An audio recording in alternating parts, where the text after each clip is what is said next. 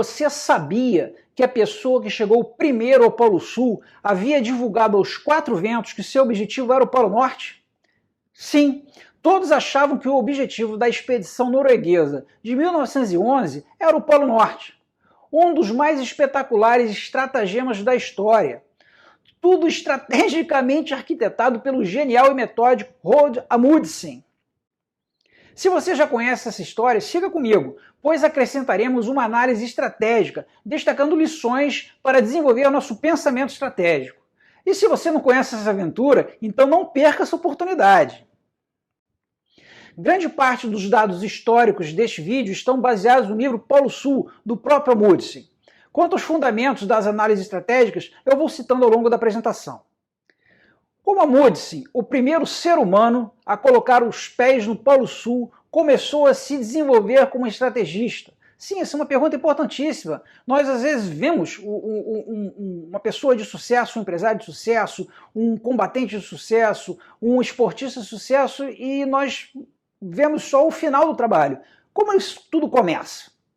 O final do século XIX, início do século XX, é uma época considerada a era heróica da conquista das regiões polares, especialmente da Antártica. Há várias aventuras, mas o nosso foco aqui é o norueguês Amundsen. Ele começou a se desenvolver como um grande estrategista, uma pessoa que conseguia manobrar bem nesse ambiente complexo das regiões polares, a partir ali da década de 90 do século XIX. Ele participou de uma expedição belga antártica. Nessa foto nós podemos ver o navio Bélgica preso no gelo.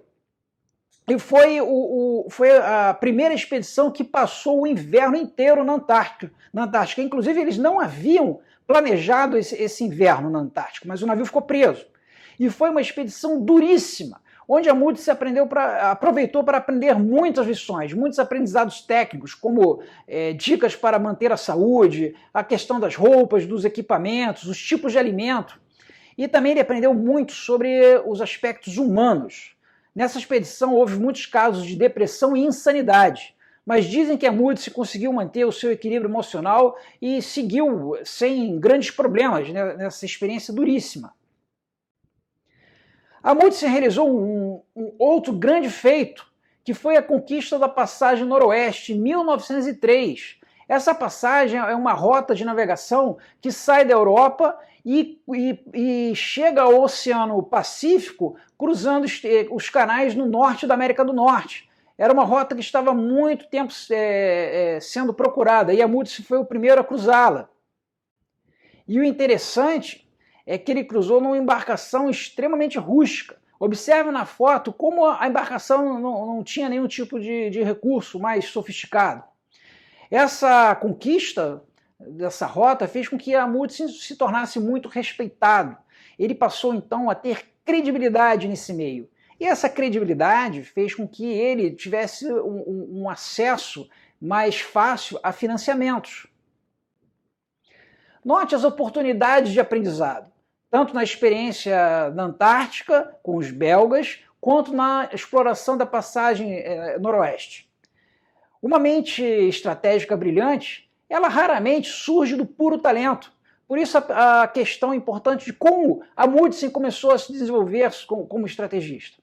O alemão Clausewitz, teórico da guerra que influenciou e influencia até hoje o pensamento estratégico, ele acreditava que a essência da estratégia poderia sim ser aprendida com estudos e experiências.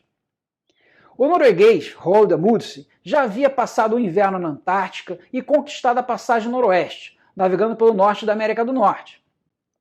Na primeira década do século XX, exploradores de todo o mundo, especialmente Inglaterra, Suécia, Alemanha, França e Japão, queriam reivindicar para seus países as últimas regiões inexploradas do planeta, especialmente os polos norte e sul. Os ingleses pareciam que queriam chegar primeiro no Polo Sul.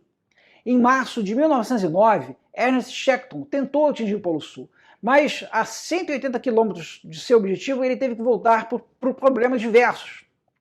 Então, diante desse, entre aspas, fracasso, eu digo entre aspas fracasso porque essa expedição trouxe vários aprendizados. Diante desse fracasso em atingir o Polo Sul, outro inglês, Robert Scott, anunciou uma nova expedição para conquistar o Polo Sul.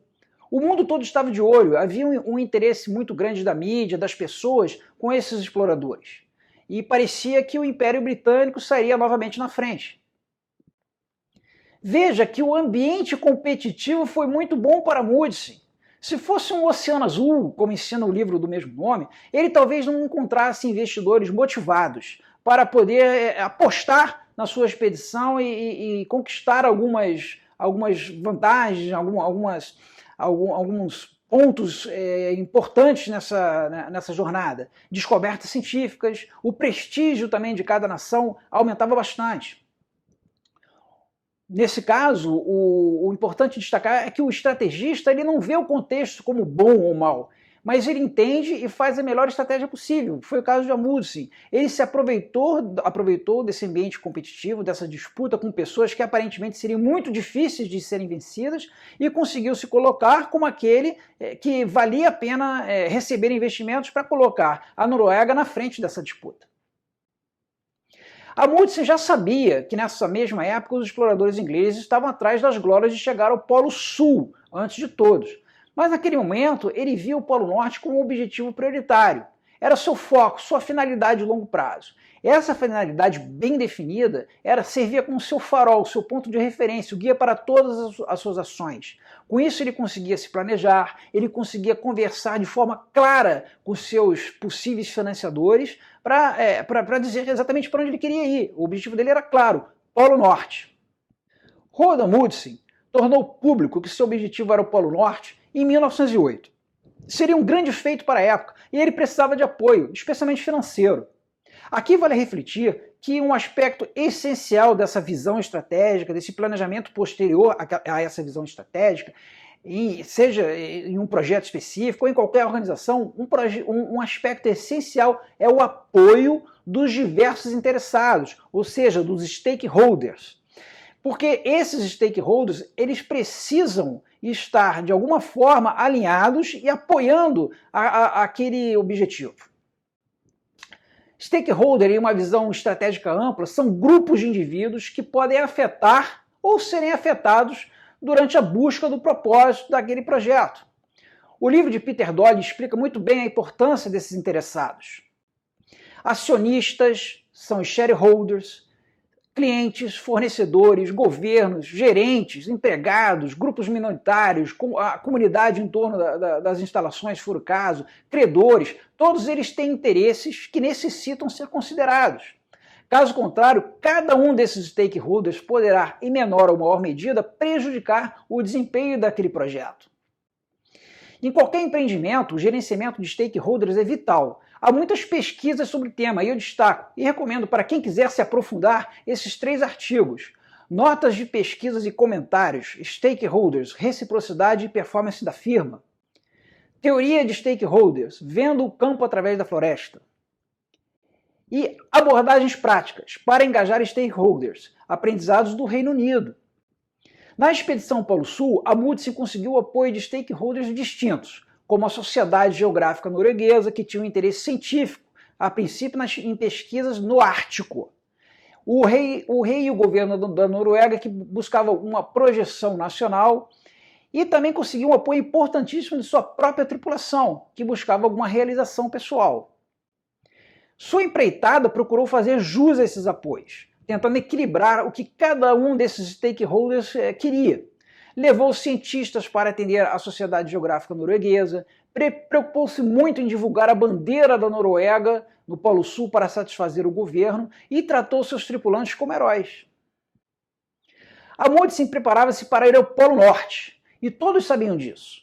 Mas em setembro de 1909, soube-se da notícia que o Polo Norte já havia sido atingido pelos americanos Frederick Cook e Robert Peary.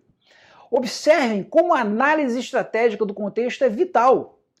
80 anos antes do acrônimo VUCA ser criado pelos militares americanos e depois ser amplamente adotado nas estratégias de negócios, Amundsen já teve que lidar com esse problema. Repentinamente o jogo mudou, não era mais o mesmo. Lembrando que VUCA, V de volatilidade, U de uncertainty, U de, no caso em português, incerteza, C de complexidade e A de ambiguidade. No caso de Amundsen, a volatilidade é representada pela rapidez com que essa mudança ocorreu. De repente, o Polo Norte já não era mais relevante. A incerteza era a situação onde, como é que ele poderia imaginar que alguém iria conquistar o Polo Norte justamente durante os seus preparativos. A complexidade aí está representada pela necessidade de gerenciar diversas partes, além dos preparativos complexos, desde o navio até a preparação, o treino da tripulação, havia o interesse de diversos apoiadores e competidores. E a ambiguidade. Não havia uma clareza do que seria certo fazer diante daquela situação. Nesse momento, Amundsen percebeu que seu objetivo inicial perdera completamente a relevância. E o que fazer? Como manter o interesse público e o financiamento?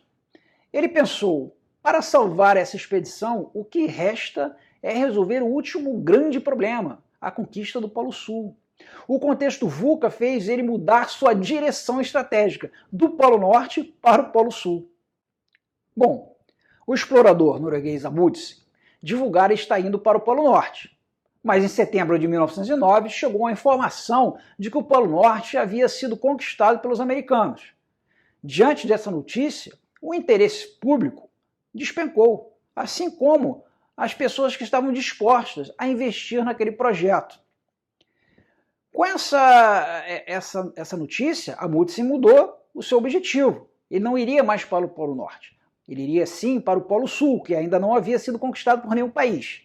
Mas ele decidiu manter em segredo sua mudança de planos. Sua grande preocupação eram com os investimentos, que estavam condicionados a pesquisas no Ártico. Logo, não havia garantias que se ele avisasse que estava indo para o Polo Sul, que esses investimentos iriam continuar. Eles já tinham ficado escassos com a notícia de que o Polo Norte havia conquistado. Se ele dissesse que iria para o Polo Sul, até esses investimentos relacionados a pesquisas no Ártico poderiam desaparecer. Além disso, o navio que a Amundsen iria usar, que é esse que está aí na foto, o Fram, era um navio emprestado. Será que o dono do navio ainda estava interessado em emprestar seu navio para uma aventura que não tinha sido estudada nos últimos anos? Amundsen ainda teve que hipotecar sua casa e contrair dívidas. A expedição dele tinha que dar certo. Também havia o receio do parlamento norueguês, que estava apoiando a expedição para o Polo Norte, proibir essa viagem, por receio de desagradar o Império Britânico. Afinal, todos sabiam que o inglês Scott estava indo para o Polo Sul. Esse sigilo que Amundsen decidiu adotar levou a algumas situações estranhas. Scott sabia que Amundsen sabia dos planos de Amundsen, dos planos divulgados de Amundsen de ir para o Polo Norte. E ele procurou algum tipo de colaboração, era uma colaboração interessante. Enquanto Amundsen estava indo para o Polo Norte, Scott indo para o Polo Sul. Então, Scott enviou alguns instrumentos para Amundsen, instrumentos para medição, para serem feitos dos dois lados do planeta ao mesmo tempo. E Amundsen não respondeu, não comentou, não deu nenhum tipo de resposta a essas iniciativas de Scott. Inclusive, Scott esteve na Noruega e procurou Amundsen, ligou para Amundsen e Amundsen não respondeu às suas chamadas. Escolher o segredo, nesse caso, foi mais do que aquela segurança, aquele sigilo necessário para os pontos importantes de qualquer projeto. É sempre importante guardar, proteger aquelas informações que são fundamentais para a consecução dos nossos objetivos. Mas Amundsen decidiu fazer algo diferente para o qual ele tinha sido financiado. E além disso, ele jogou de forma questionável contra o seu concorrente, pois Scott, o inglês que já havia divulgado que iria para o Polo Sul, ele achava que Amundsen iria para o Polo Norte. Estratagemas, ardis, esse tipo de atitude, eles são muito necessários para o estrategista, tanto para usar quanto para se proteger. Mas como podemos aprender com o mestre histórico dos estratagemas, Odisseu, e seu famoso cavalo de Troia, nós temos que manter em mente sempre dois pontos. O uso frequente de estratagemas, ele faz com que aquela pessoa perca credibilidade. E outro ponto é que quando estratagemas são usados entre aliados ou entre não inimigos, eles nem sempre são bem vistos. Há um vídeo no canal que trata dessa questão dos estratagemas. E nesse vídeo as ações de Odisseu são analisadas. E nós aprofundamos ali a questão do cavalo de Troia. E aí são analisados os pontos positivos e negativos do uso de estratagemas. E o que as pesquisas científicas mais recentes indicam com relação a essas mentiras que são, às vezes, necessárias para se construir o estratagema? Veja esse artigo. Quando os investidores perdoam os empreendedores por mentir? Resumidamente, há duas condições básicas. Quando o investidor espera receber uma grande recompensa no futuro. E quando o investidor acredita que o empreendedor não deseja ou não é capaz de prejudicá-lo novamente no futuro. A conquista de Amundsen tendeu a compensar a forma ardilosa que ele agiu, porque a Noruega colocou a sua bandeira no Polo Sul. Então as pessoas minimizaram, a maior parte das pessoas ela minimizou esse estratagema que Amundsen usou de não divulgar as suas mudanças de planos. E a relação tinha um final onde os investidores não dependeriam de Amundsen para nada, ou seja, não havia uma ameaça futura. Então, de certa forma, essa mentira de Amundsen, como explica esse artigo científico, ela foi, de certa forma, perdoada. Com a surpresa da conquista do Polo Norte pelos americanos, o explorador norueguês Amundsen teve que tomar uma decisão. E a decisão, como sabemos, foi trocar o objetivo para o local mais distante possível. Ele ia para o Polo Norte e mudou seu objetivo para o Polo Sul. Ao trocar esse objetivo, Amundsen refez todos os seus planos e refez em segredo. Falou apenas com seu irmão e seu imediato, o segundo em comando da sua expedição. Então Amundsen iniciou os preparativos em relação à seleção de pessoal, e ele usou suas experiências anteriores, tanto na expedição antártica quanto ao Polo Norte, e ele selecionou pessoas que fossem competentes profissionalmente e também fossem de excelente convívio. Veja, nesse período de preparação, nós temos aí uma situação interessante acontecendo no contexto. Os ingleses já estavam se dirigindo ao Polo Sul, havia uma grande expectativa de que eles chegassem primeiro no Polo Sul, e ao mesmo tempo que eles estavam indo para o Polo Sul, eles achavam, porque a informação pública que se tinha é que os noruegueses estavam indo para o Polo Norte. E estrategicamente, o contexto havia mudado, e Amundsen passou a ter dois problemas. Além de outros menores, mas dois problemas que a gente destaca aqui agora. O objetivo anterior dele de ir para o Polo Norte não era mais relevante. E ele resolveu isso sem abandonar o seu desejo, a sua aspiração maior, que era de realizar um grande feito. Então, ele, como um estrategista flexível, ele alterou o seu objetivo do Polo Norte para o Polo Sul. O segundo ponto era com relação aos stakeholders, ou seja, todos aqueles interessados em seu projeto. Como manter o interesse diante dessa notícia de conquista do Polo Norte, que foi uma notícia disruptiva? Esse era o seu grande problema, e ele foi muito bem identificado. Ele poderia ter tentado convencer os investidores, a pessoa que havia lhe emprestado o barco, de que valeria a pena mudar o objetivo para o Polo Sul. Mas isso era difícil, porque muitos dos seus investimentos estavam condicionados a pesquisas científicas no Ártico. E ele decidiu, a arte da estratégia tem muito a ver com escolhas. E ele decidiu não revelar suas intenções até que fosse tarde demais para ser impedido. Essa mudança de objetivo e de fortes ajustes no planejamento, inclusive a escolha delicada de manter esse sigilo, traz uma lição importantíssima. É preciso pensar, mas o tempo não é eterno. E qual era a situação? O Polo Norte não era mais uma opção atrativa, havia sido conquistado pelos americanos. O Polo Sul também em breve deixaria de ser, porque os ingleses estavam indo para lá. A Moodysson tinha que tomar uma decisão. E é muito importante a capacidade de planejar estrategicamente com a adequada dose de análise, um equilíbrio, evitando de um lado a superficialidade e, por outro lado, o excesso de estudos. De acordo com Anne Langley, uma organização pode sofrer de paralisação pela análise ou extinção por instinto, devendo ser buscado um equilíbrio entre os dois extremos. Esse conceito está bem explicado no livro Estratégia como Prática. O tempo para pensar estratégia não pode comprometer o timing para a execução. O que se quer dizer com esse paralisação pela análise é aquele estrategista que está pensando num problema e ele fica analisando aquilo e aquela análise não termina nunca. Cada vez mais ele sente a necessidade de uma outra informação, de buscar algum outro tipo de estudo e ele não consegue decidir. A questão da extinção por instinto é o contrário.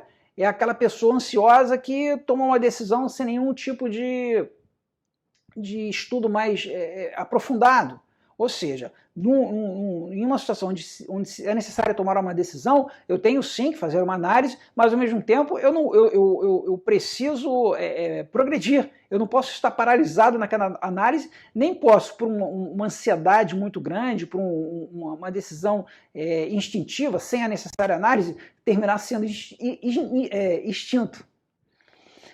Ao decidir alterar seu objetivo do Polo Norte para o Polo Sul, a Moodysson planejou ao máximo que pôde. Mas ele não prolongou esse planejamento, porque se ele tivesse ficado muito tempo indeciso, sem chegar a uma conclusão, Scott, o explorador inglês, teria chegado lá primeiro. Boa parte, inclusive, do planejamento detalhado da expedição, tudo aquilo que era possível, foi realizado durante a travessia para a Antártica. Na Escola de Guerra Naval, que é a instituição da Marinha que dá cursos de pós-graduação, há um ditado muito interessante. Quando se pergunta para os instrutores quanto tempo nós temos para fazer isso, esse tempo não é suficiente, deveríamos ter mais uma semana para fazer esse planejamento, a resposta que nós sempre ouvimos é a seguinte: o tempo é o tempo que se tem. A Moodysson deixou a Noruega em agosto de 1910 e todos estavam pensando que ele estava indo para o Polo Norte. Nesse início da viagem, todas as suas roupas, o material de esqui, de acampamento, tudo foi meticulosamente preparado para ir para o Polo Norte. E isso não fez com que a sua mudança de plano para ir para o Polo Sul fosse comprometida. Afinal de contas, eram regiões polares que exigiam equipamentos praticamente iguais. E o fruto da sua experiência com os belgas, naquela viagem que ele fez para a Antártica, e foi a expedição, de forma imprevista, teve que passar o inverno lá, porque o navio ficou preso no gelo, e ele lembrando das pessoas que tiveram um problema de depressão, de insanidade, ele se preocupou muito com o ambiente da sua tripulação, com o ambiente de convívio. Ele levou alguns instrumentos musicais, levou livros, levou inclusive bebidas alcoólicas para comemorações esporádicas. Ele levou também 100 cães da Groenlândia para puxar os trenós. Ele planejou, isso é interessantíssimo, ele planejou levar mais cães do que necessário. Porque a ideia dele era que naquela caminhada até ao Polo Sul, ele teria muita dificuldade de encontrar alimentos. Então os cães, eles seriam, no decorrer da jornada, mortos para servir de alimentos. E essa era uma decisão muito difícil, e ninguém estava confortável com isso, mas diante daquele cálculo mais racional, a parte racional do estrategista, que ele trabalha com intuição, mas a parte racional também é fundamental, ele chegou à conclusão que isso era necessário. A estratégia exige, além de muitas outras coisas, a capacidade de tentar construir uma visão de futuro.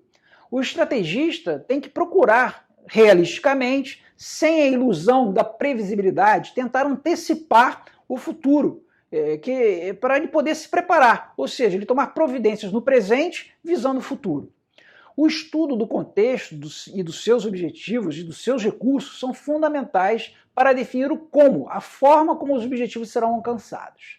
Vale rapidamente lembrar uma definição de estratégia que está no livro The Strategy Book, de Max McGill, que gosto bastante.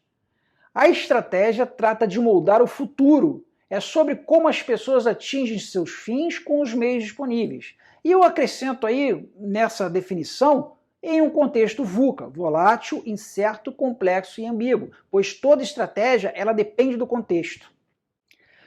Amundsen divulgou que iria para o Polo Norte, mas como esse objetivo perdeu relevância com a conquista do Polo Norte pelos americanos, ele estava planejando ir para o Polo Sul, mas ele não tinha divulgado para ninguém. Em algum momento, ele iria precisar falar para todos. Dentro do navio, a tripulação começou a perceber que havia alguma coisa estranha. As pessoas percebem as atitudes. Ele não conseguia esconder tudo, até na linguagem corporal as pessoas percebem, ali convivendo no dia a dia.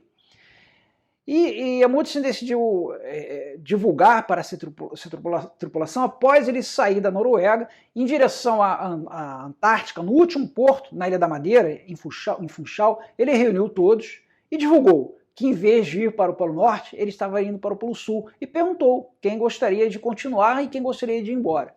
Todos decidiram ficar com Amundsen para a ida ao Polo Sul.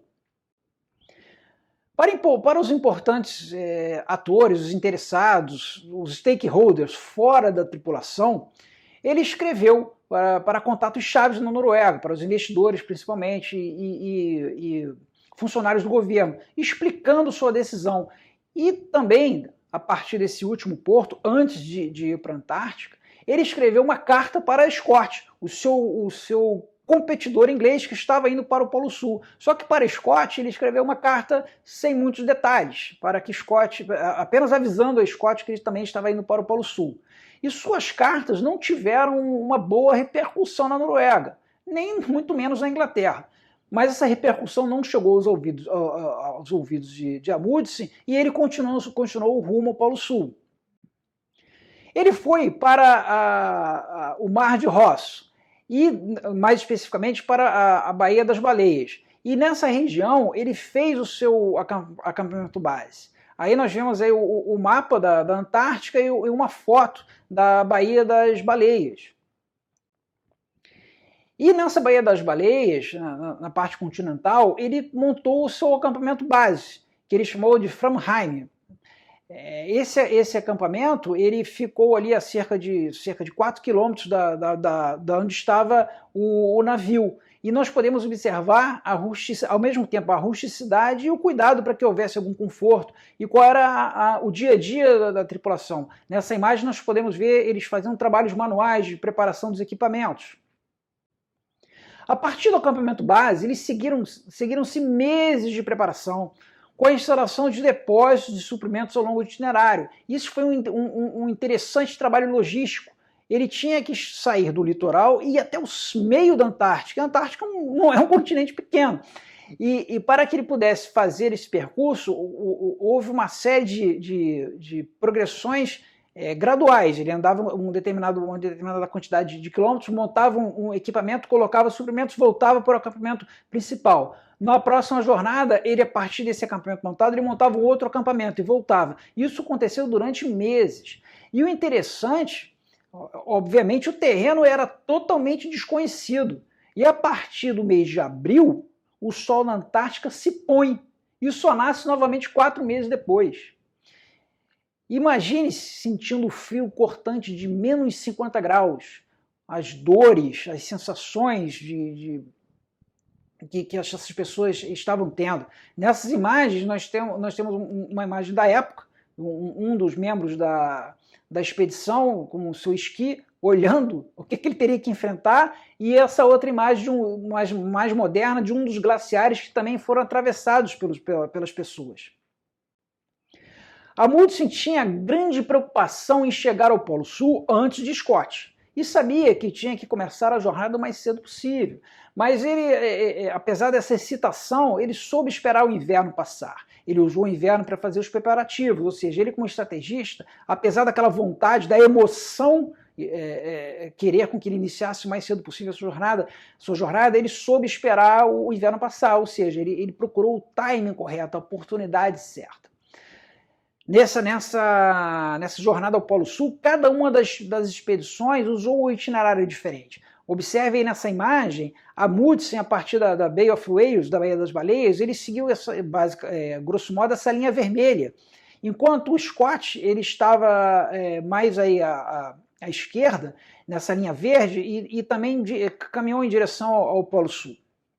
Finalmente, em 14 de dezembro de 1911, a Amundsen alcançou o Polo Sul, onde a equipe fincou a bandeira da Noruega. E uma reflexão sobre a ironia do que ocorrera, Amundsen escreveu: nunca um homem atingiu um objetivo tão diametralmente oposto ao seu desejo. Do acampamento base do Polo Sul, ida e volta, a jornada durou 99 dias e eles percorreram 3.440 quilômetros. O feito de Amundsen foi comemorado na Noruega e recebido com admiração na Inglaterra. Contudo, sentia-se uma frieza por trás dos aplausos, pois as táticas de Amundsen geraram sim um certo desconforto, especialmente ao não informar Scott, até que fosse tarde demais para que houvesse algo a fazer. Alguns exploradores britânicos classificaram isso como um truque sujo. Já outros, como o respeitadíssimo Ernest Shackleton, consideravam Amundsen como o maior explorador polar da época.